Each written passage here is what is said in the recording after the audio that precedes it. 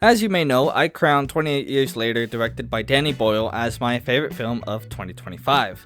Now we have The Bone Temple, this time directed by Nia DaCosta, which I thought was an interesting choice considering the recent Marvels movie. But either way, I was very much looking forward to The Bone Temple and just hoping that it could live up to the first one. Now, whether it actually did or didn't, I don't know. If I'm being honest, I didn't love this one as much as I did the first one, and I think part of that is because my expectations were just so high. But even though I didn't absolutely love it, I did very much enjoy it. Before we jump in, I just want to say that I am feeling a little bit under the weather today, so if my voice sounds a little different or maybe a little rough, just bear with me. But anyways, let's go ahead and get straight into it. The first thing I noticed is that it felt slower paced, in particular the first half of the film, but it was not at any point boring. Jack O'Connell and Ray Fiennes take center stage this time, with Alfie Williams doing more of a supporting role. So throughout the film, we essentially see two sides, one with Jimmy and his army, and the other with Dr. Kelson and his relationship with Samson. We also don't see much of the infected, and I know that was a big criticism that a lot of people had over the first one. And if you thought that that would change with the Bone Temple, then you would be wrong. Firstly, I want to talk about the Jimmy gang. Jack O'Connell, who plays Jimmy, is amazing. He has these mannerisms that are just so off-putting, and his line delivery alone was enough to make you feel uncomfortable.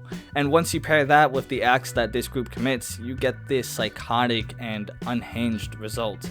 And let me tell you, they do some of the most evil and inhumane things that you can imagine. But again, Jimmy did grow up in this world, and he has come to believe that Satan himself caused the infection. But yeah, we get to see these acts, and the filmmakers don't shy away from showing us all the gore. I mean, they really did not hold back on some of these. They do a good job establishing the Jimmy gang as a group that you don't even want to come into contact with, because I mean, it's not gonna end pretty. And again, I'm talking specifically about that scene in the barn.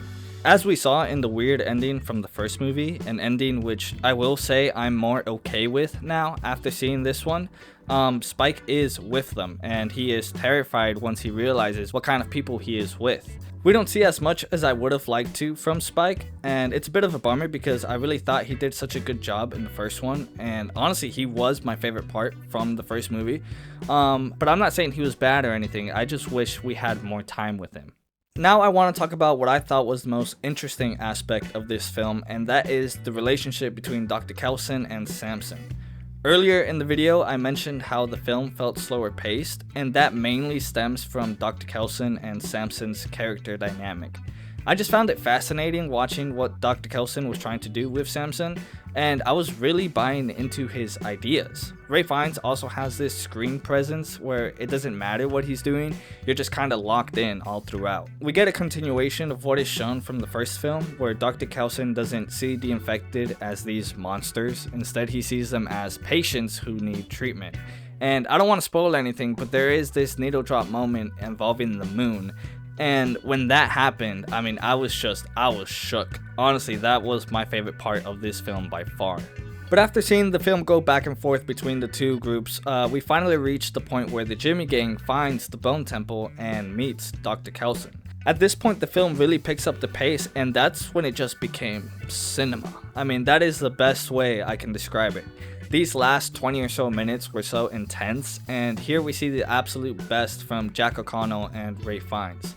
Every aspect of this film was just getting better and better as time went on, and they did such a good job building up Jimmy as a scary villain because I was fearing for Dr. Kelson the whole time they were together. But after all that was done, we reached the final scene of the film, and yeah, all I'm gonna say for this is I will be seated for the third one. Even if the Bone Temple didn't quite hit me the same way the first film did, I genuinely think this is a movie I'll grow to appreciate more over time, especially as it fits into the bigger picture of this trilogy. It's more restrained, more character driven, and while that won't work for everyone, there is a lot here that I really admired. So overall, I'm gonna give 28 Years Later, The Bone Temple a strong 8 out of 10. Anyways, that was my review for The Bone Temple. But what about you guys? Have you seen this film? If so, let me know what you thought about it in the comments below.